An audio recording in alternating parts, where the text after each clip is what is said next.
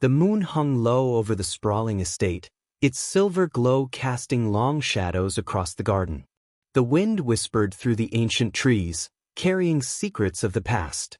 Arman, a humble servant, stood frozen, his heart pounding as he turned around.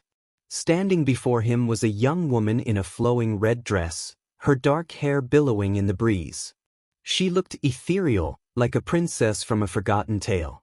"I work here," Arman stammered, shifting uneasily under her gaze. The woman smiled. "You look scared. Do I look like a ghost?" Arman chuckled nervously. "No, Mississippi. But people say this mansion is haunted." At his words, her expression darkened. "Maybe it is," she whispered. Days passed, and Arman found himself drawn to the mysterious woman. Her name was Elara, the daughter of the mansion's owner. Despite their different worlds, they became friends. Arman made her laugh, and Elara confided in him about her dreams of freedom and love, a life beyond the cold walls of her father's estate.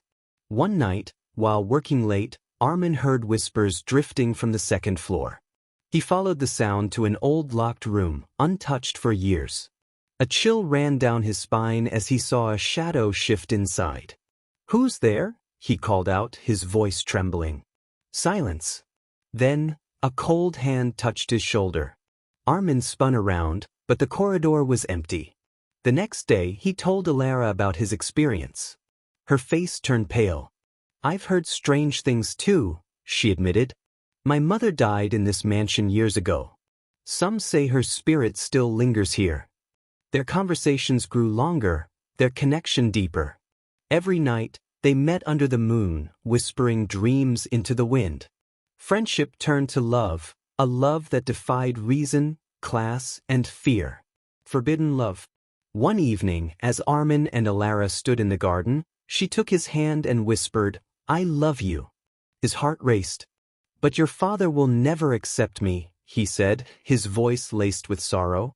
"I don't care," she replied firmly. "I only want you."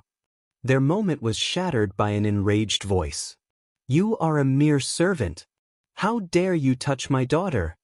Elara's father stood before them, his face flushed with fury. She stepped in front of Arman, defiant. "I will not marry anyone else." The slap echoed in the still air. "You will do as I say," her father thundered. That night, Elara was locked in her room. Arman was thrown out of the mansion, forbidden to return. But love does not yield to barriers. A note slipped through the iron gates. "Meet me at midnight. We will escape together." Tears filled Elara's eyes, but she knew this was her only chance. A dark secret unveiled.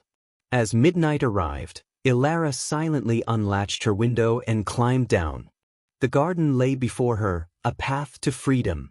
But just as she took a step forward, a chilling sight rooted her to the spot. A ghostly figure stood near the old locked room. A woman in white, her eyes bleeding. Elara's breath hitched. "Mother!" The ghost's voice was a whisper carried by the wind. "Do not run, my child. Your father has hidden the truth from you. Something he never wanted you to know." Elara's pulse pounded. "What truth?" The spirit pointed to the locked room. "The answers lie within." Gathering her courage, Elara ran inside, pushing open the dusty door. The room smelled of forgotten memories and unshed tears. On an old wooden table, she found an aged diary. With trembling hands, she flipped through its pages. "I loved a poor man, but my husband killed him. And then he killed me." Tears blurred Elara's vision. Her mother had been like her, trapped by wealth, yearning for love. And her father had taken everything from her. A sound made her turn sharply. Her father stood in the doorway, a gun in his hand. "You were never supposed to know." Elara stepped back, the diary clutched to her chest. "You killed my mother." His eyes were cold. "She betrayed me. Just like you." The gun rose, finger on the trigger. But before he could fire, a fierce wind howled through the mansion. The walls trembled.